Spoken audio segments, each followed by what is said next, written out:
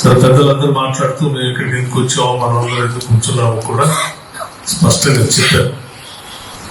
అయినప్పటికీ కూడా మా బాధ్యతగా అందరితో కూర్చొని మాట్లాడి కొన్ని విషయాలు మనందరం చర్చించుకొని భవిష్యత్తులో ఇంకా బాగా చేసుకోవడానికి ఏ రకంగా చేసుకుంటే బాగుంటుందో పునాలు వేసుకోవడం కోసం ఏర్పాటు చేసుకునే సమావేశం.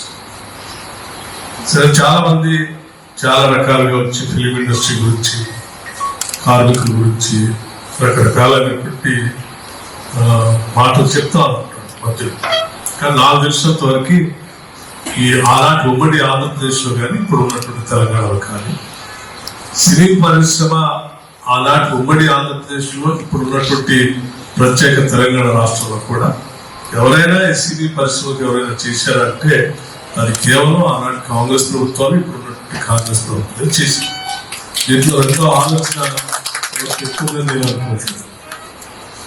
ఇక్కడ ఇవాళ కార్మికులు అనేక మంది, కొన్ని వేల మంది ఇక్కడికి వచ్చి జీవనోపాధి కోసం ఇక్కడికి వచ్చి జీవన స్థితిగతులు మెరుగుపరుచుకొని బతుకుతున్నారంటే ఇక్కడ అనేక రకాలైనటువంటి స్టూడియోస్కి ప్రత్యేకంగా స్థలాలు ఇచ్చి, అన్నపూర్ణ స్టూడియో కానీ, రామానాయుడు గారి స్టూడియో కానీ, లేకపోతే కృష్ణ గారికి ఇచ్చినటువంటి పద్మాలయ స్టూడియో కానీ, నాగేశ్వరరావు గారి అన్నపూర్ణ స్టూడియోస్ కానీ, ఇవన్నీ కాంగ్రెస్ ప్రభుత్వాలు ఆ రోజు ప్రత్యేకంగా పిలిపించుకొని మరి ఇండస్ట్రీ ఇక్కడ రావాలి, ఇది ఎదగాలి అని చెప్పి దృష్టి సారించి కేవలం స్టూడియోస్ ఇస్తే సరిపోదు, వాళ్ళు ఇక్కడ వచ్చి స్థిరపడటానికి కూడా కావాల్సినటువంటి స్థలాలు కూడా ఇవ్వాలని వాళ్ళ ఫిలిం నగర్ని ఇక్కడ ఈ ల్యాండ్ ఇచ్చి ఫిలిం నగర్ ఎస్టాబ్లిష్ చేసింది కూడా కాంగ్రెస్ ప్రభుత్వాలు.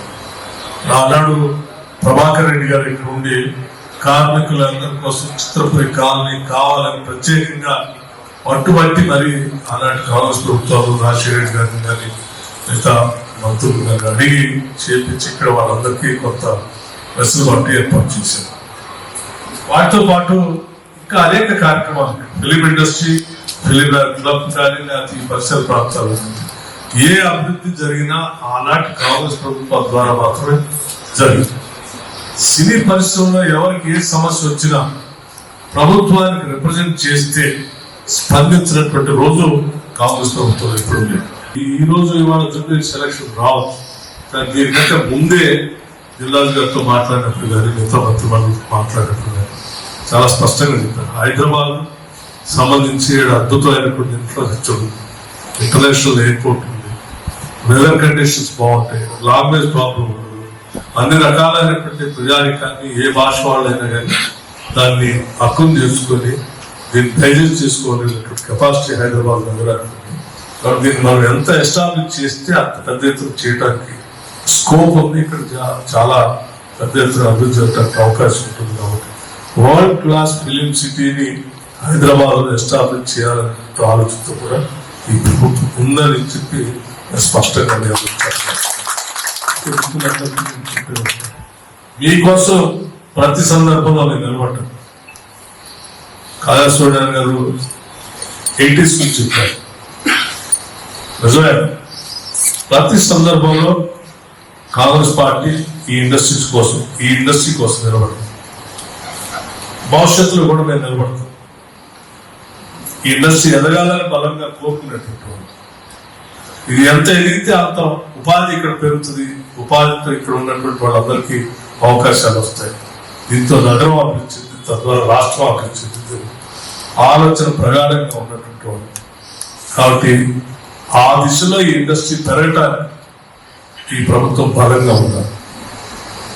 ఈ ప్రభుత్వం బలంగా ఉంటే ఈ ఇండస్ట్రీ ఇంకా బలంగా ఎదుగుతుంది.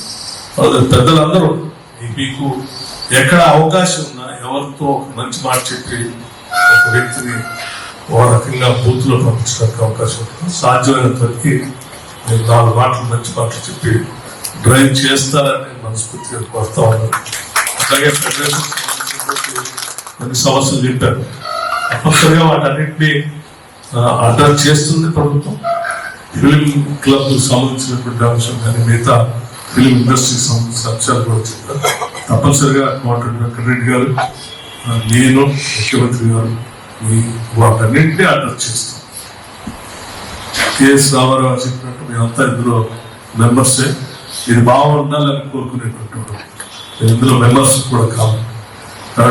అట్లాగే మా అసోసియేషన్ సంబంధించి కూడా స్థలం గురించి చెప్పారు, ఆఫీస్ నిర్మాణం గురించి తప్పనిసరిగా ఎంపీసీ చైర్మన్ గారితో మాట్లాడి మీ ఫిల్మ్ ఇండస్ట్రీ పెద్దలందరితో కూడా మాట్లాడి దాన్ని కూడా ప్రభుత్వ పరంగా సార్ట్అవుట్ చేయడం కోసం ప్రయత్నం చేస్తాం. సాధ్యంతో రిలేషన్ లో కూడా అది మెటీరియల్ అయ్యేటట్టు కూడా చేస్తామని చెప్పి అందరికీ కోరుతూ ఇంకా భవిష్యత్తులో బాగా ఇండస్ట్రీ ఎదగాలని, మంచి మంచి సినిమాలు రావాలని, చిన్న సినిమాలు కూడా రావాలని, కార్మికులందరికీ ఉపాధి అవకాశం దొరికేటట్టు ఎక్కువ సినిమాలు ప్రొడ్యూస్ జరగాలని, ఆ సినిమాల సంఖ్య తగ్గకుండా ప్రతి సంవత్సరం ప్రొడక్షన్ పెరగాలని మనస్ఫూర్తిగా కోరుకుంటూ ముగిస్తాం. వాళ్ళ ఫిలిం నగర్ని ఇక్కడ ఈ ల్యాండ్ ఇచ్చి ఫిలిం నగర్ ఎస్టాబ్లిష్ చేసింది కూడా కాంగ్రెస్ ప్రభుత్వం. ఆనాడు ప్రభాకర్ రెడ్డి గారు ఇక్కడ ఉండి కార్మికులందరి కోసం చిత్రపురి కాలనీ కావాలని ప్రత్యేకంగా పట్టుబట్టి మరి ఆనాటి కాంగ్రెస్ ప్రభుత్వాలు రాజశేఖర రెడ్డి గారిని కానీ మిగతా మంత్రులు కానీ అడిగి చేపించి ఇక్కడ వాళ్ళందరికీ కొంత వెసులుబాటు ఏర్పాటు చేశారు. వాటితో పాటు ఇంకా అనేక కార్యక్రమాలు ఫిలిం ఇండస్ట్రీ, ఫిలిం క్లబ్ కానీ లేకపోతే ఈ పరిసర ప్రాంతాలు ఏ అభివృద్ధి జరిగినా ఆనాటి కాంగ్రెస్ ప్రభుత్వాల ద్వారా మాత్రమే జరిగింది. సినీ పరిశ్రమలో ఎవరికి ఏ సమస్య వచ్చినా ప్రభుత్వానికి రిప్రజెంట్ చేస్తే స్పందించినటువంటి రోజు కాంగ్రెస్ ప్రభుత్వం ఎప్పుడు లేదు. ఏ సమస్య వచ్చినా రిప్రజెంట్ చేస్తే కాంగ్రెస్ ప్రభుత్వం వెంటనే స్పందించి దానికి కావాల్సినటువంటి నివారణ చర్యలు చేపట్టింది. ఇవాళ మనం చూసాం 10 సంవత్సరాలు, నేను ప్రత్యేక రాజకీయాలు మాట్లాడదలుచుకోలేదు కానీ వాస్తవ పరిస్థితులు చెప్పదలుచుకున్నాను. 10 సంవత్సరాలు సినీ పరిశ్రమకు సంబంధించి మనకేంటి ఎటువంటి అవార్డు లేవు. గతంలో ఉండేటువంటి నంది అవార్డ్స్, ఫిలిం అవార్డ్స్ చేసుకునేటువంటి పరిస్థితులు హైదరాబాద్ లో ఇక్కడ ఇండస్ట్రీ మొత్తాన్ని ఎస్టాబ్లిష్ చేస్తే హైదరాబాద్ లో ఫిలిం ఇండస్ట్రీ అనేది పెద్ద ఎత్తున అభివృద్ధి చెందుతూ ఉంటుంది.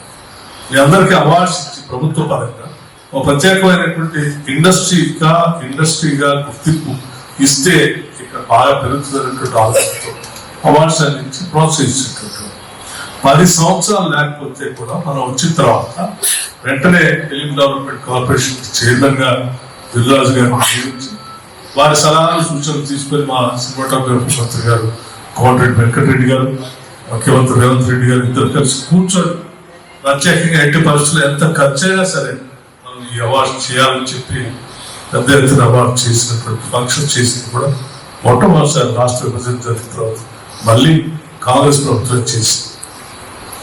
ఇలా అనేక కార్యక్రమాలు కాంగ్రెస్ పార్టీ ఫిలిం ఇండస్ట్రీకి విడదీయరాని సంబంధం. కార్మికులకు సంబంధించి నూతనంగా ఎప్పుడు వెంకటరెడ్డి గారు చెప్తూ నేను చాలా ఈ జూబ్లీస్ ఎన్నికల సందర్భంగా కొన్ని బస్తీలకు వెళ్తే చాలా రోజుల నుంచి 10 సంవత్సరాల నుంచి మేము రేషన్ కార్డ్స్ కోసం ఎదురు చూస్తూ ఉన్నాం. 10 సంవత్సరాలు ఇవ్వలేదండి, ఒకటేసారి సడన్ గా మాకు రేషన్ కార్డు అనేది వచ్చాయి. సన్నబియ్యం వస్తూ ఉన్నాం, 200 యూనిట్లు ఫ్రీ పవర్ వస్తూ ఉంది, మాకు ఇబ్బంది లేకుండా నడుస్తూ ఉంది. చిన్న కార్మికులు చెప్తా ఉంటే నిజంగా సంతోషం కూడా